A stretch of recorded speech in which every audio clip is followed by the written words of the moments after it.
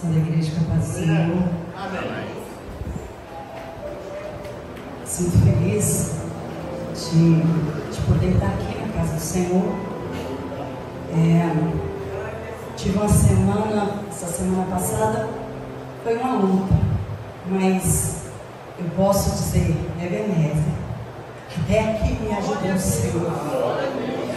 E nós vamos tomar como nossa meditação alguns versículos.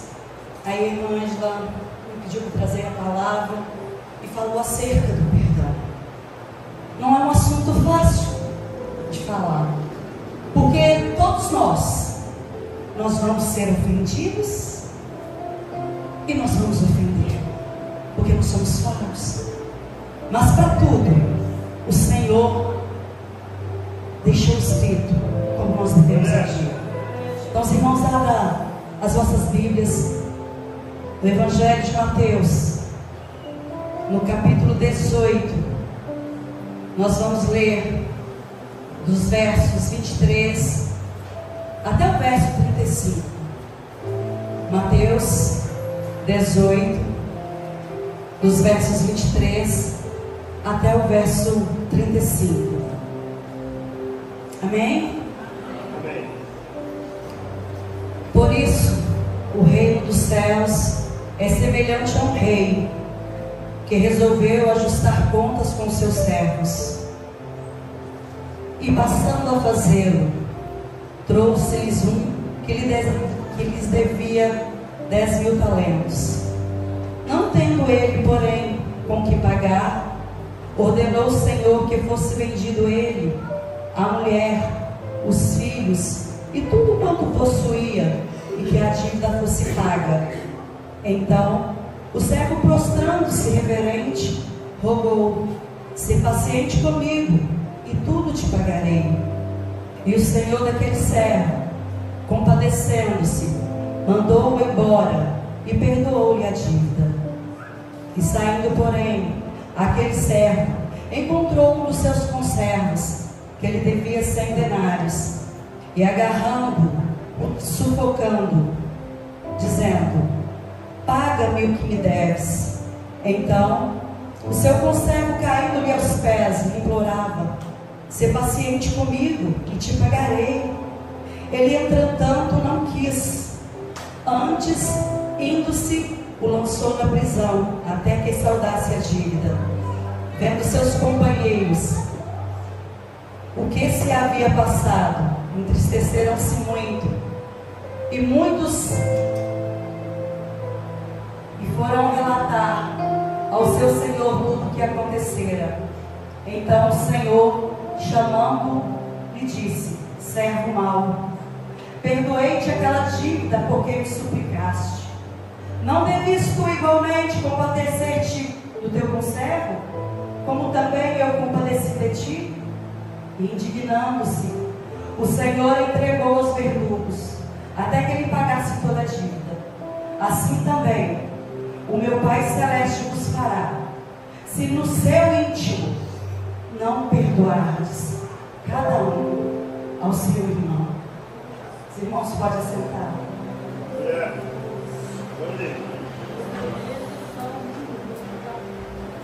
Quem aqui,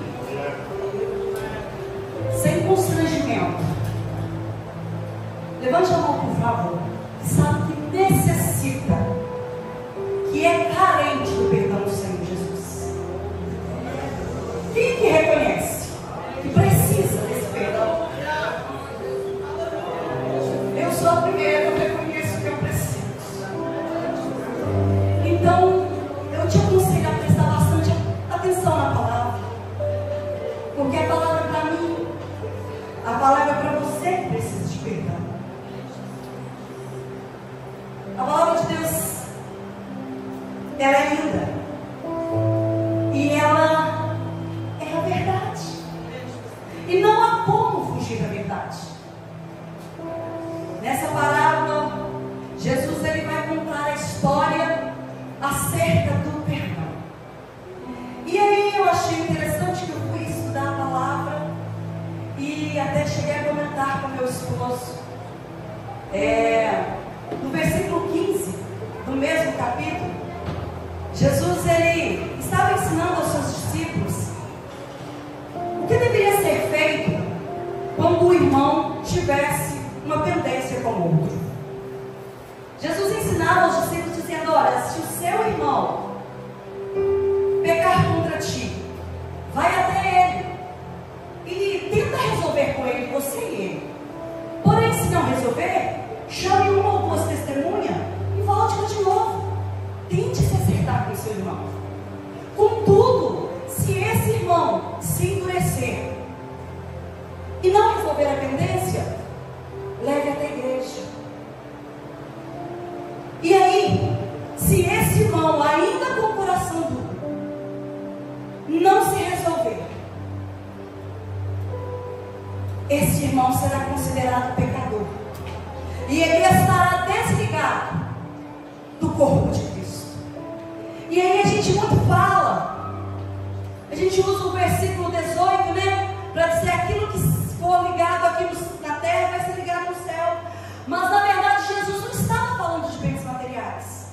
Jesus não estava falando de bênçãos, de vitórias, como a gente às vezes usa esse versículo. Jesus estava falando assim: ó, se você não perdoa o seu irmão, você vai ser desligado lá no reino dos céus, até que você conserte com ele. Você não vai fazer mais parte do corpo até você se consertar com seu irmão. E aí, eu fiquei tentando com meu esposo. Pedro era muito aparecido, né? Mas era o que mais perguntava a Jesus acerca das coisas. Aí Pedro, então, ele disse assim para o Senhor: mas até quantas vezes eu tenho que perdoar meu irmão? 7 vezes, Senhor?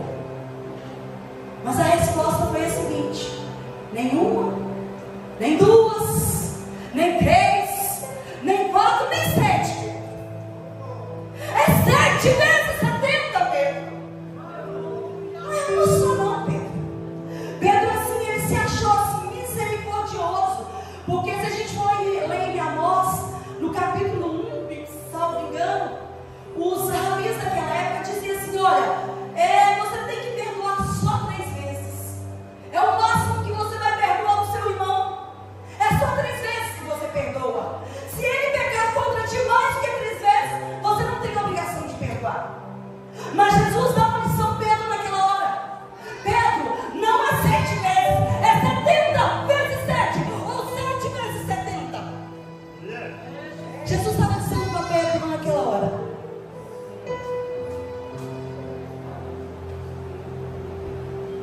o perdão tem que estar disponível. O perdão na vida do cristão precisa estar disponível. Se alguém errou, se alguém te ofendeu, se alguém pecou, temos que estar sempre prontos a perdoar, seja qual for a circunstância. Essa era a ordem de Jesus. Você pode até dizer assim: ah, mas você não sabe o que eu passei, e eu não sinto vontade de perdoar. Mas Jesus não estava falando de vontade, Jesus estava falando de mandamento. Jesus não estava falando de querer, Jesus estava falando de mandamento. Aleluia! E muitas vezes a gente olha: eu não sinto de perdoar, eu não consigo perdoar. É mandamento, é ordenança. Aleluia! Jesus não estava falando de vontade, eu não sinto vontade. Mas Jesus não estava falando se você tem que ter vontade, você tem que perdoar. Aleluia! A prática do perdão na vida do cristão, ela é uma ordenança, um mandamento. Não tem como fugir disso. Aí Jesus começa a contar essa parábola para ensinar acerca do perdão. E como deve ser esse perdão na vida do cristão. E Jesus começa a contar uma parábola. E a parábola de Jesus começa a contar que certo rei, ele em dado momento ele vai acertar as contas com seus servos. E o primeiro servo, chegou diante do rei, e esse servo devia 10.000 talentos.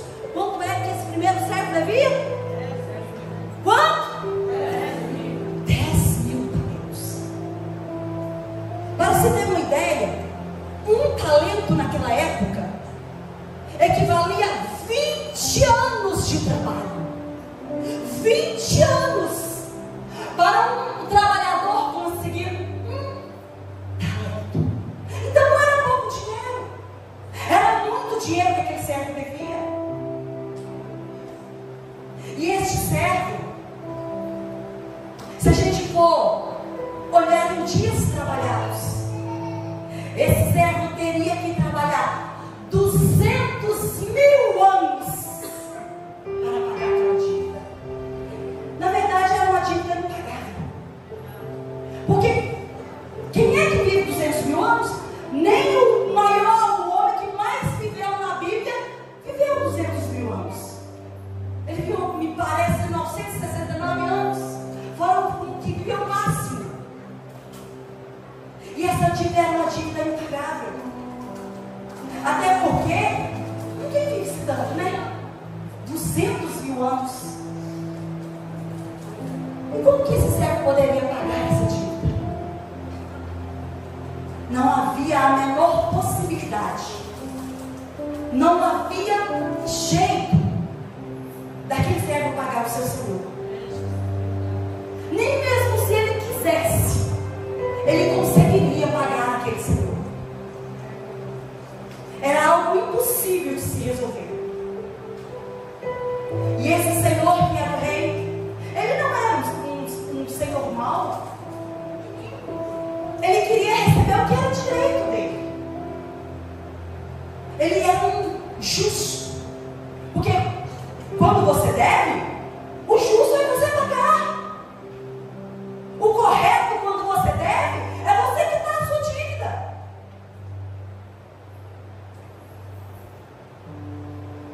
O servo estava devendo e ele deveria pagar a sua dívida. Mas o servo também sabia que por mais que ele tentasse, ele jamais conseguiria pagar aquela dívida.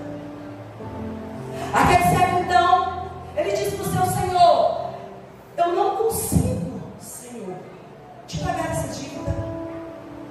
O que o senhor pode fazer por mim? Mas o rei, sendo justo, ele queria receber de um jeito ou de outro o seu dinheiro. E como o servo não tinha como pagar, aí então o rei, ele ordena que o servo, sua mulher, seus filhos e tudo que ele possuía fosse vendido e que a dívida fosse quitada. Essa foi a decisão do rei.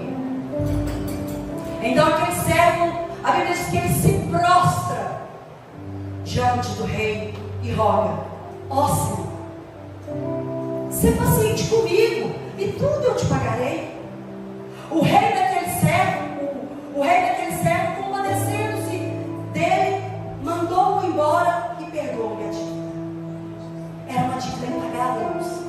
Era 200.000 anos de trabalho. Não havia como pagar. Mas aquele rei justo, porém misericordioso, ele perdoou a dívida daquele servo.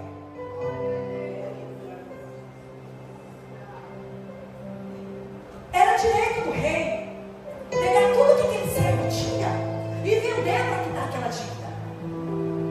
Se o rei fizesse isso, ele não estava errado, pois a lei de Moisés mandava assim, olha, que era permitido alguém ser vendido para pagar uma dívida.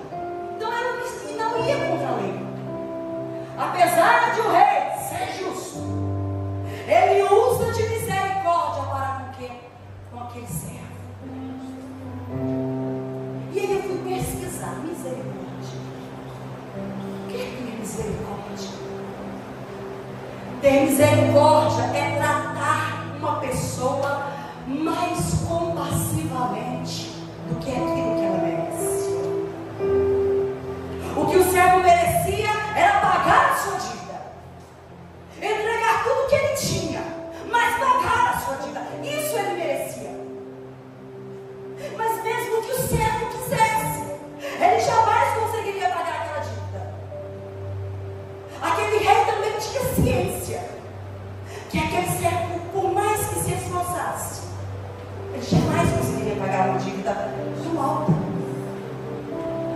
rei justo. O rei justo. Usando de misericórdia. Perdoa aquela dívida. Há um rei justo. Há um rei justo. Misericordioso.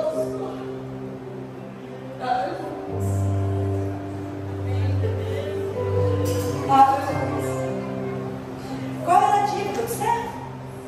Qual que é? 200.000 anos de trabalho, 10.000 talentos. Essa era a dívida. Aquele rei justo, porém misericordioso, perdoa os 200.000 anos de trabalho daquele servo. Provavelmente aquele servo sai dali rejubilando, alegre, feliz e aliviado por ter sido perdoado de uma dívida impagável. Mas quando aquele servo que fora perdoado sai de diante do rei, a Bíblia diz que ele encontra um conservo. O conservo era um servo semelhante a ele, porém ocupava uma posição mais inferior. E esse conservo também devia ao servo uma dívida. Uma dívida de 100 denários. 100 denários equivalia a 100 dias de trabalho. Esse conservo devia para o servo 100 dias de trabalho. E estes 100 denários que ele devia equivalia a 100 dias de trabalho. Este conservo, então, ele chega perto do servo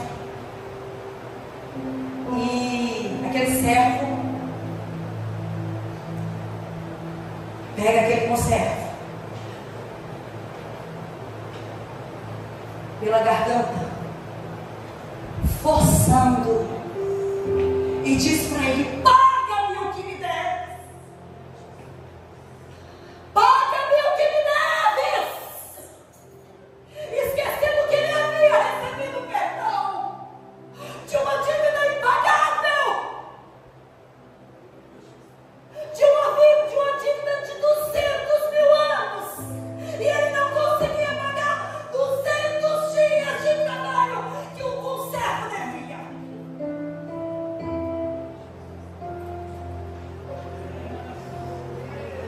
O justo seria, irmãos, era que aquele servo que recebeu o perdão daquela dívida usasse da mesma misericórdia que ele havia recebido para com o conservo. O certo era que aquele servo perdoasse também a dívida do conservo. Mas ele não faz assim. Ele não age com a mesma misericórdia que ele recebeu. Pelo contrário, ele sujeita aquele conservo e diz: paga-me a minha dívida.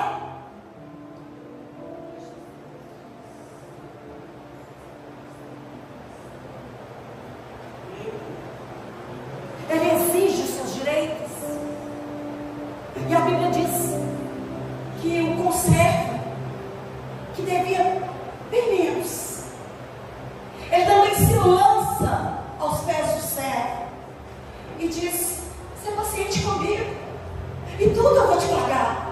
Tem misericórdia de mim, que eu vou te pagar. Mas o servo não usou da mesma misericórdia. O servo mandou que aquele conservo fosse lançado lá na prisão, lá na cadeia, até que ele pagasse os 100 dias de trabalho.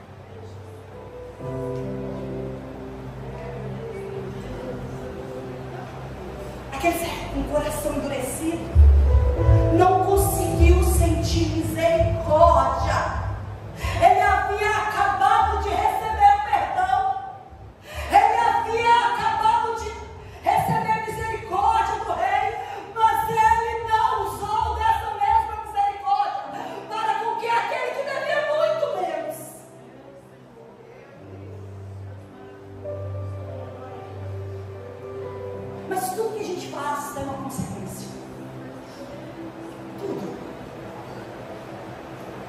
os companheiros daquele conselho, vendo tudo aquilo acontecer, eles ficaram muito entristecidos.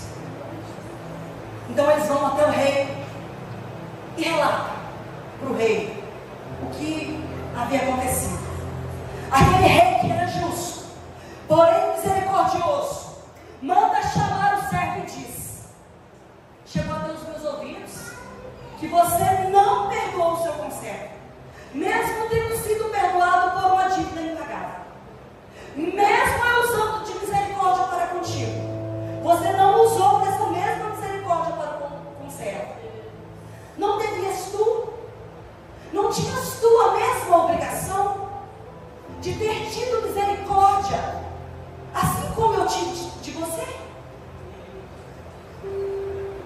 Indignado, aquele rei que era justo, porém misericordioso, ele manda que aquele servo mau seja lançado pelos torturadores na cadeia, até que ele pagasse a sua dívida, que não era pouca, 200.000 anos de trabalho. Aqui chega a consequência para o servo, que não perdoou o seu conservo. O servo queria que o seu conservo ficasse preso e pagasse 100 dias de trabalho. Só que o rei, agora, indignado, manda o servo para a cadeia até ele pagar a sua dívida de 10.000 talentos, ou 200.000 anos de trabalho. A diferença aqui é que depois de 100 dias de cadeia do conservo, ele ia sair livre. Porém, o servo ele jamais sairia livre, pois ele devia uma quantidade muito grande. A dívida dele para com o rei era muito grande, equivalia a 200.000 anos de trabalho. Seria uma prisão eterna. Ele jamais sairia de lá.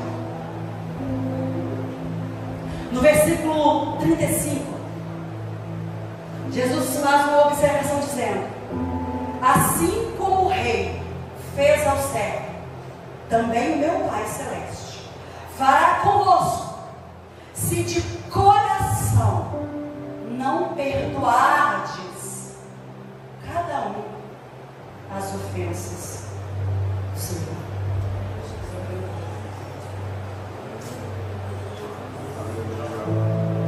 Você sabe o tamanho da sua dívida? Você sabe? Você sabe o tamanho da sua dívida para com Deus?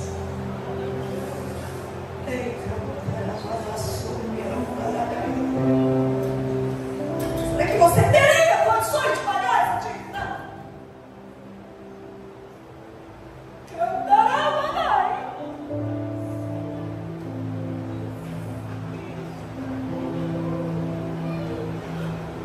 O rei justo e misericordioso, o rei justo e misericordioso te perdoou. Rei Cantarabaçu e Cantarabanaia.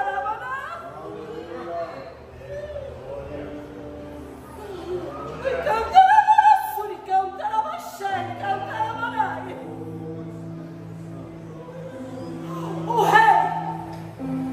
O rei dessa parábola aqui representa o rei dos reis, que é o Senhor Deus, e haverá um dia que ele virá julgar todos os homens. E o servo que tinha uma dívida impagável, sou eu e você, somos nós. Aquele servo que não tinha condições de pagar aquela dívida ao rei, porque era uma dívida que nem a sua vida valia aquela dívida.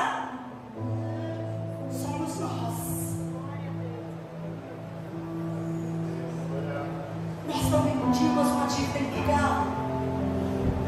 Impagável. Por mais que nós nos esforçássemos, nós jamais conseguiríamos pagar essa dívida. Porque ela era impagável, irmãos. Mas o Deus justo, Ele também não suporta o pecado e a injustiça. E nós, para nós só restava uma coisa: o inferno. Porque apenas um pecado é o suficiente para levar o homem para o inferno.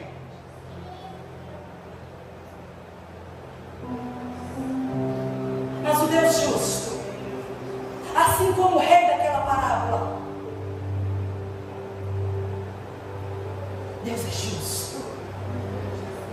E Ele não suporta a injustiça. O Deus justo não suporta o pecado. E a nossa sentença era uma das piores que havia. Porque todos pecaram, todos sem distinção, estavam distante do Senhor. Sem distinção. Não havia um sequer. Todos pecaram. Todos nós éramos devedores.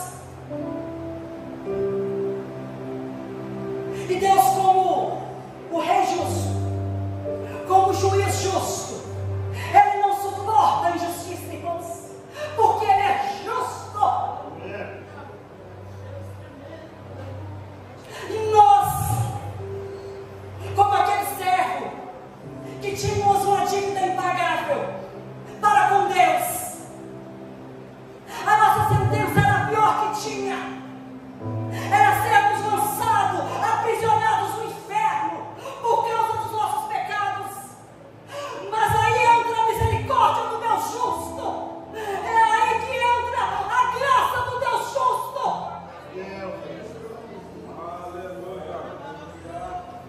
Quando nós chegamos diante dele, e aí a gente implora perdão, implora misericórdia, implora pelo favor de Deus.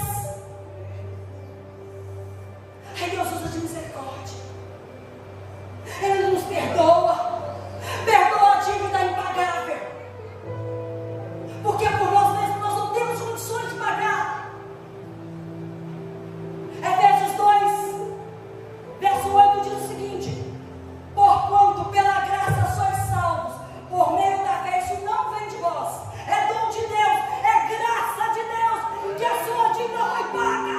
Isso se chama graça, é favor indevido, é favor merecido. Você não merecia, eu não merecia esse favor. Nós somos perdoados pela graça de Deus, não porque nós merecemos, que somos bons, não. É favor imerecido. Nós hoje não temos mais que pagar pelos nossos pecados. Sabe por quê? Porque alguém pagou a nossa dívida. Havia uma cega que era contra nós, mas ela foi paga por Jesus Cristo lá na cruz do Calvário. E é por causa dessa graça imerecida que nós não temos que passar uma eternidade no inferno. Jesus pagou a nossa dívida. O Rei dos Reis nos perdoou das nossas dívidas. Só que depois de recebermos o perdão, de recebermos a misericórdia, às vezes a gente sai e encontra com outro conservo, nosso irmão, que às vezes nos faz uma ofensa. E sabe o que a gente faz? A gente não usa da mesma misericórdia que nós recebemos. Nós não perdoamos. Cantarabassuri, cantarabarai. Muitos de nós temos recebido o perdão de Deus, a misericórdia de Deus, mas como aquele servo mau, nós não usamos a mesma misericórdia que recebemos para com o nosso irmão.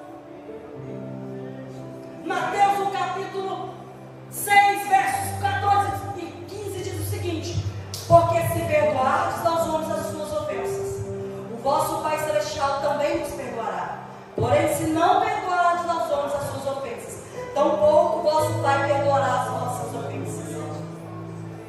Perdoar é o ato de doar o seu direito de estar ressentido com alguém. Você vai doar, eu não. Eu tenho o direito de ficar ressentido, mas eu não vou ficar, eu vou te perdoar.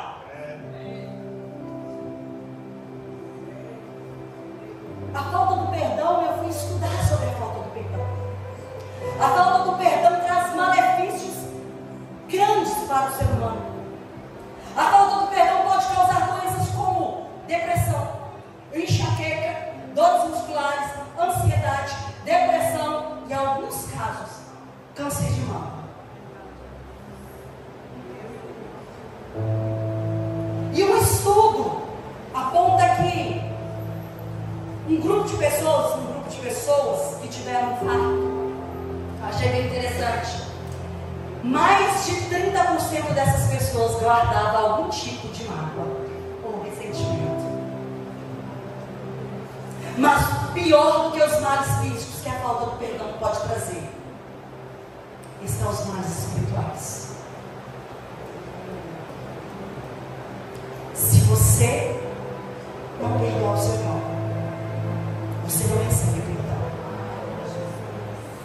Se você não perdoar, é inútil você orar.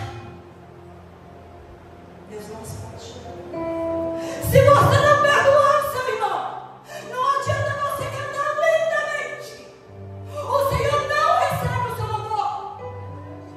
Se você não perdoar o seu irmão, você não precisa trazer o seu dízimo, ou a sua fé. O Senhor não recebe. Assim diz a palavra. O Senhor não recebe. Não adianta você vir à igreja todos os dias. Não adianta você jejuar todos os dias. Não adianta você orar 3 vezes. Se você der todos os seus bens para o pobre, se você deixar o seu corpo ser queimado, de nada vale.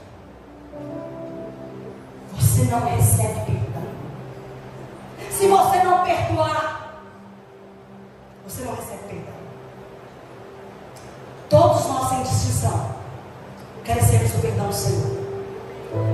Todos nós, um dia, nós vamos prestar conta para Deus de todos os nossos pensamentos, de todas as nossas palavras, de todas as nossas obras, os nossos atos.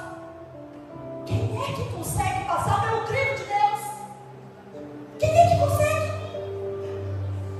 Será que você, durante um dia, quantas vezes a gente pensa aquilo que não deve? A gente fala aquilo que não deve, mas se você não perdoar, você não recebe perdão. É impossível entrar no céu sem perdoar.